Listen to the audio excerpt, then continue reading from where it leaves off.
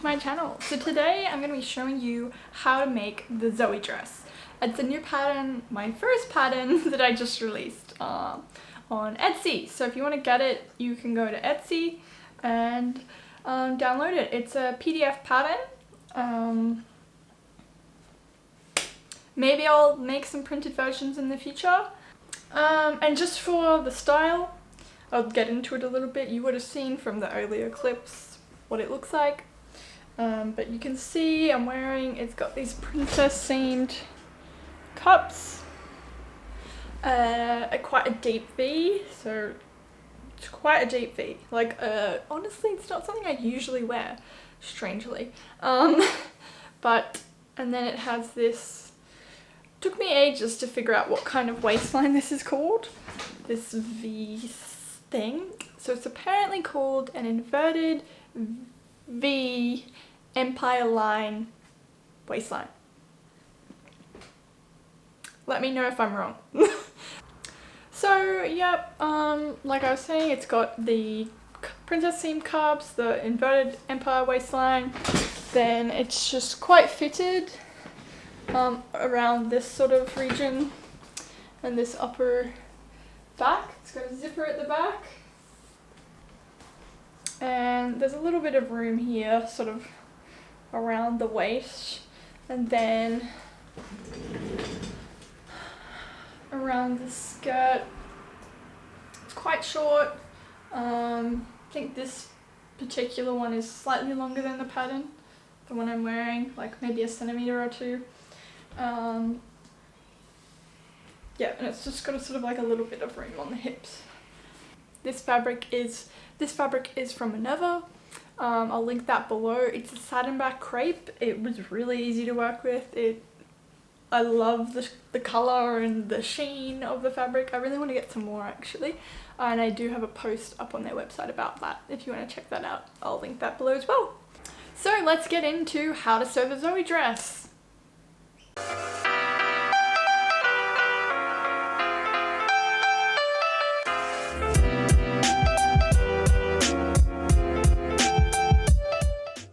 So first you need to print out your pattern. You can print it A0, letter, or A4. So choose the right one for your pattern paper size, what country. Obviously you've got to remember to print out 100% scale and see that little box, measure that, check that's the right size. So check everything's printed to scale, so don't set any scaling, just do 100% or no scaling. Then you're going to stick it together, they're going to overlap a little bit. Make sure you're lining them up on those lines. You could also print it out in A0, that works perfectly fine too. That's easy, just send it off to your copy shop and it's all done for you.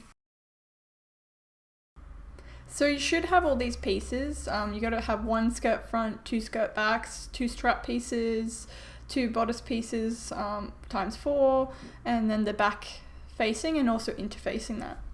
So obviously laying it down, cutting everything out, obviously making sure everything's in line with the grain line.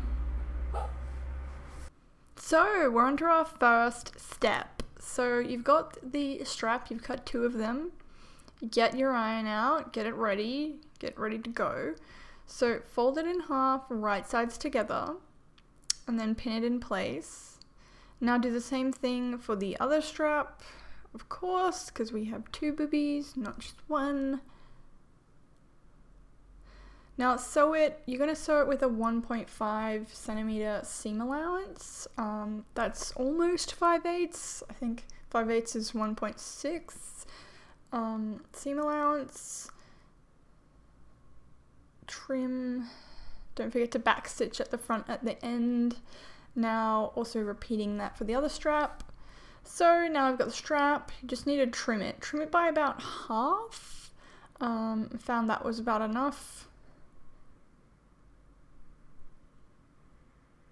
Then we're going to turn it through. This is kind of a bit of an annoying step. I have this little loop turner, I think you call it. It's kind of a bit frustrating. It takes me a bit of a while. Sorry about my hands going out of camera. It's one of those things that's a bit fiddly, but you'll get there in the end, promise. So now I did it for one strap.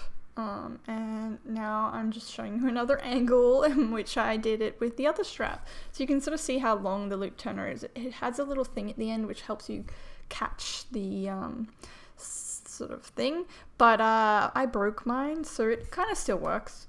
You're gonna iron those straps flat because you gotta iron, it's important. It just makes things look better. Don't skip it.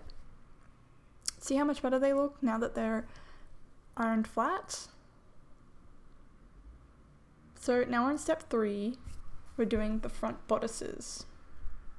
So you should have basically 4 of each piece because each booby has 2 pieces to it, and then we're going to double them, kind of like a lining almost. So instead of a facing, I did this. I just found that it, you know, supported me a bit better, and you know, I could not wear a bra. It was just a bit better.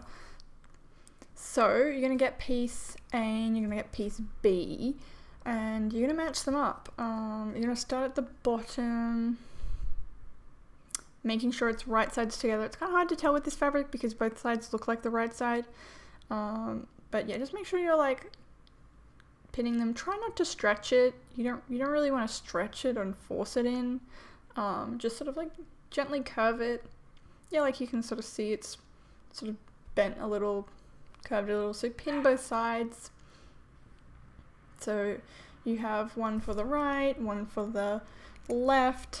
Now you are going to sew that again with a 1.5 centimeter seam allowance.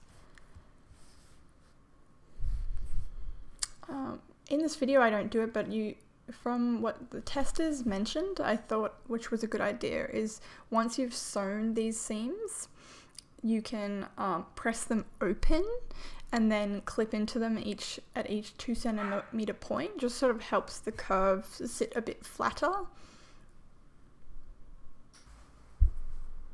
So now we're into step 4. So lay one bodice piece on top of the other, right sides together, pin around the armhole seam and inside the inside bust curve. Sandwich the strap between the 2 pieces and sew in place. So you can see here that I haven't pressed open that bust curve from the princess seams, but ideally you would have already done this. Like I mentioned before, I just didn't do it for this version because I didn't think of it. And you also would have clipped the curve of that bust seam as well. So you're going to pin the inside curve as well, like you can see here.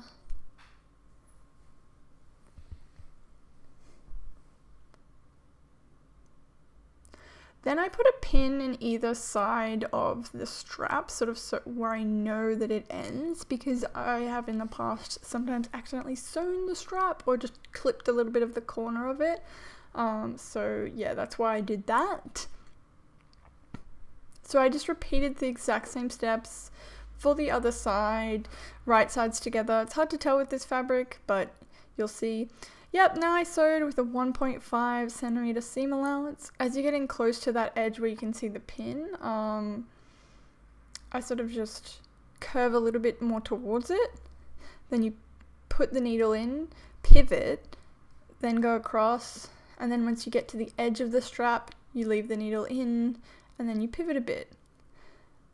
You might have like a little bit extra fabric depending on how you cut it, so sort of you might not get it perfectly exactly 1.5, so maybe just curve it down towards the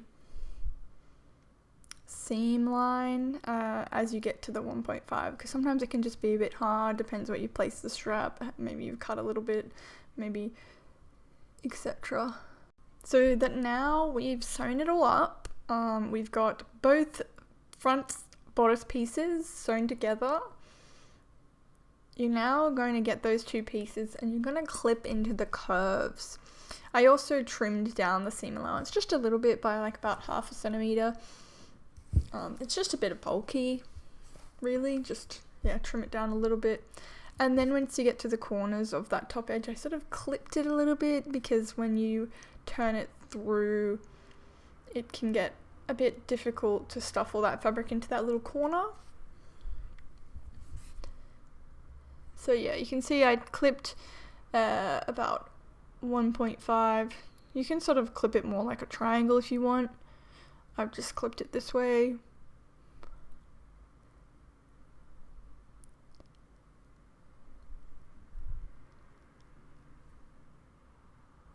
So then I just grab the strap and I pull it through. Yep, now I'm taking it to the iron. So this is one of the bodice pieces, you've turned it to the front. I get the iron, sort of press it all out neat and flat. If I had a tailor's ham, I would get that sort of to press out that bust curve a little bit better. I'm sort of pressing the edges and the inside. I try to press the curve, but it can be hard when you don't have a tailor's ham. I also sometimes put it up against my mannequin and press it. That sometimes works. So now you kind of want to do the understitching. It's kind of hard. So turn the seam allowance to the side that's going to be the inside of the garment. So it's kind of hard because both pieces look the same, but just make sure you do it the opposite for each bust seam, because you need to have it opposite because they're either side of, they're not the same bust. Does that make any sense? I hope it does. So with the understitching, you want to go from the outside towards the inside as close as you can get up to that curve. It will be a bit hard to go fully up there, but just try your best. So now you want to do some stay stitching. I don't know why, but I didn't do it from the edge to edge. I just did it in the middle corner, but I'd recommend doing it from one edge and then going all the way to the other edge. So just use you could even use a slightly longer stitch and then go from 1.5 centimeters from the edge. And then once you get to that middle curve, you put the needle down, pivot, and then go back down the other side. I just only did it at the top for some reason. I didn't do the whole stay stitching, but yeah, now that I think about it, I think it would actually be better if you just did the whole thing stay stitched so that you don't stretch out that curve as you're sewing. It would, especially depending on what kind of fabric you're using. Like if you're using cottons like this, it's not too bad. But yeah, you can see what I mean there. You've got a bit of stay stitching there. So now you're going to get the bodice pieces right sides together again. So the side that's not been understitched, so the front shouldn't be understitched, and then you're going to pin it from the middle to the side, basically. Hopefully I zoom in up here. It's hard to see. You kind of want to cross them across in a way that they don't fully overlap in the middle. So that when you get to that middle point, there's almost like a tiny, tiny, tiny bit of a gap between the two, because otherwise then you'll sew the two together and it will sew up the middle, so it won't actually work. So yeah, I just pinned both sides, left side first, then on right side on top. Doesn't really matter which way you do it actually. So obviously then you stitch it in place with the 1.5 centimeter seam allowance, which is quite easy. So as you get towards that middle, this is the part that you sort of need to start paying more attention to, because you want to have your final stitch in that angle to almost not be touching either of them. And then if you want to make it a bit more stable, you can go back and forth in that middle V connection point. So then you want to overlock that seam that you just sewed. I just go up one side, drop it down, then go down the other side.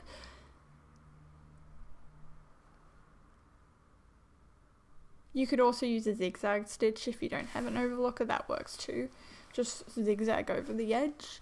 So then I also top stitched. So iron down the seam so that it faces towards the skirt of the dress, and then top stitch. So that just means stitching from the top, like a mill 2 or 3 mils away from the edge. Then when you get to that corner, pivot, keep the needle in, and then go back down.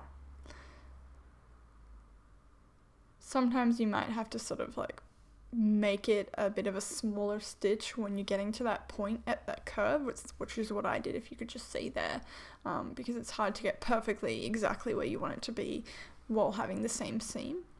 So then we're doing the facing. So you've got 2 pieces, you've got 2 facing pieces, and you're going to want to make sure they're interfaced. If you haven't already done that, this would be the point where you want to interface them. I realized I hadn't even cut out interfacing, so I got some random interfacing. I used an interfacing that was probably like not the best for this. It was just what I have, so I used it. It's more like a woven interfacing rather than a non-woven interfacing, but you want it to be interfacing that sticks to it, not a sew-in interfacing. So I just cut 2 of them out, got my iron out, got the pieces, and when you interface, you don't really want to do what I'm doing here, is sort of pushing it down and then pulling it, because you can sort of stretch things out. You sort of want to push it from above and press rather than, yeah, you can see how I'm sort of, this is what not to do. But it turned out fine for me because this cotton is quite stable. It can't really bend that much, but just putting that out there, that's not the best way to interface something. So now once you've overlocked that bottom edge, you're going to place the back pieces, so right sides together. Then you're going to flip the right sides, you can see it to the front or forward like I've done, and then you're going to put the right sides together of them, and then you're going to place the strap. There should be a notch, but you can sort of move that around wherever you like, but there should be a notch just like around 4 or 5 centimeters from the edge, and then sew it in place with a 1.5 centimeter seam allowance, doing that for both sides. So this is going to be annoying because the strap is sort of attached to the front but the sides aren't.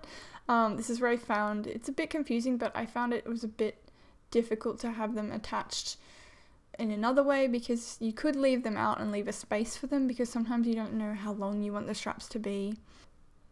So you can see I understitched that by just pushing the seam allowance up towards the facing and then stitching it to the facing.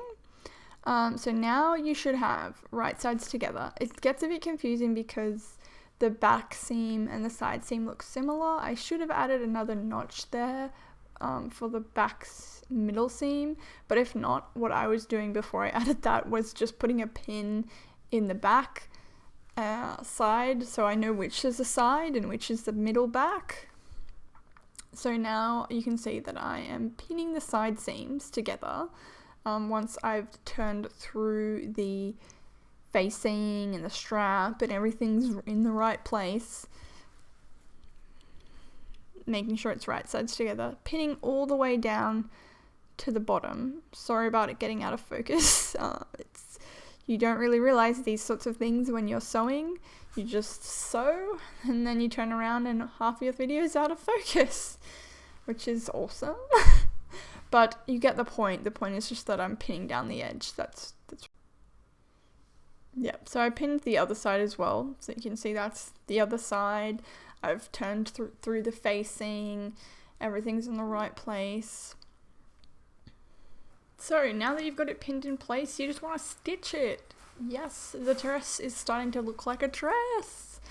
So again, this is a 1.5 centimeter seam allowance.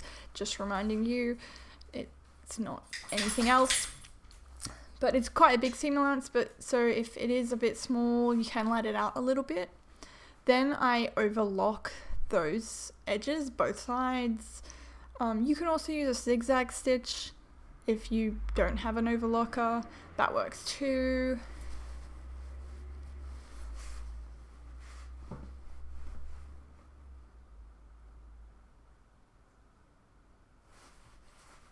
So now I just ironed out my dress. It was a bit, needed a bit of a press. I ironed out those edges, ironed out that side seam.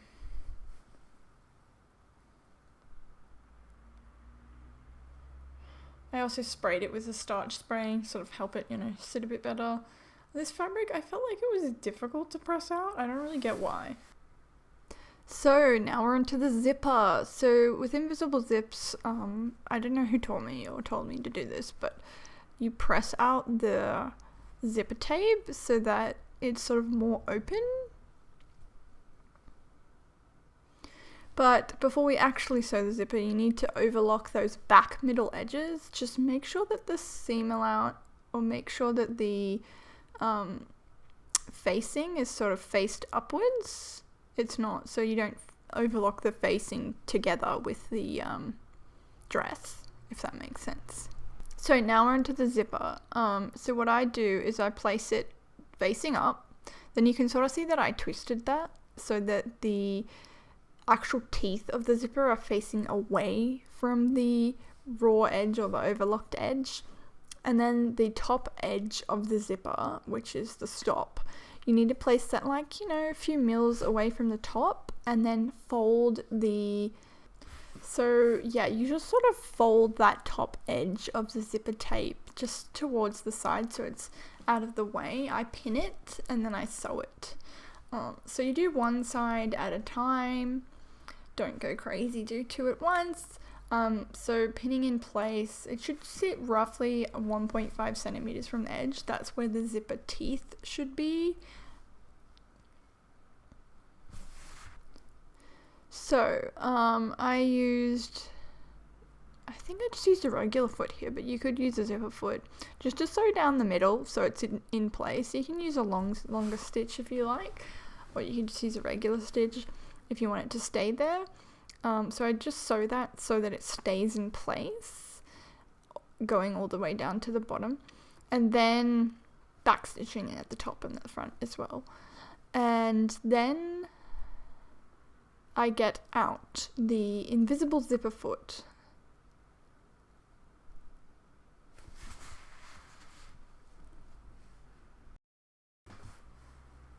You can see that I've pushed away that to the side, like you can see what I mentioned before earlier, how I put that zipper tape to the side. It's hard to see, it's not reflecting quite well.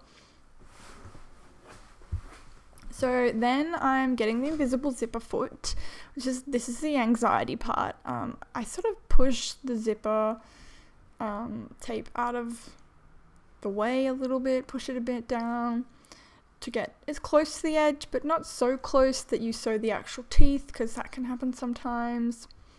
So now we're going to do the same for the other side, but if you zip up the zip and then put a marking on where you've attached it to the top, then that helps a bit, because sometimes you can sew one side and then you sew the other side and they're completely off. And you're like, how did that happen? So just keep that in mind.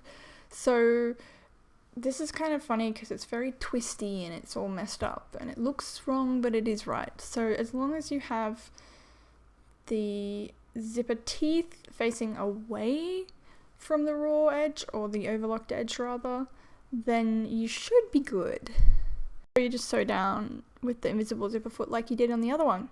So now we're going to move on and we're going to be finishing up that facing. So you're folding it inwards, right sides together, then putting those two little pins in, and then you're going to sew down the right side of the zipper, or the side that has the zipper tape rather than the side that has the not zipper tape.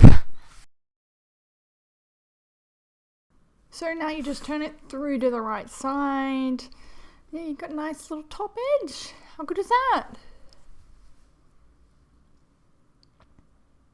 I'll give it a little bit of a press as well. Just helps it a bit. So now I've pinned up the bottom of the skirt and I'm sewing it with the 1.5 centimeter seam allowance. Now, as you get towards the zipper, you want to put the zipper foot on. I think I just forgot to put it on and then I realized halfway through.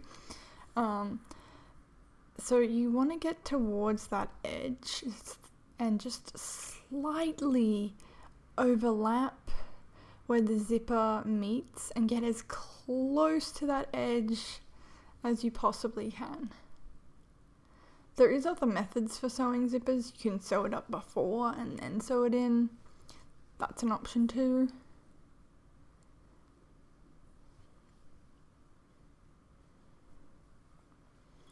Then I give it a little bit of a press.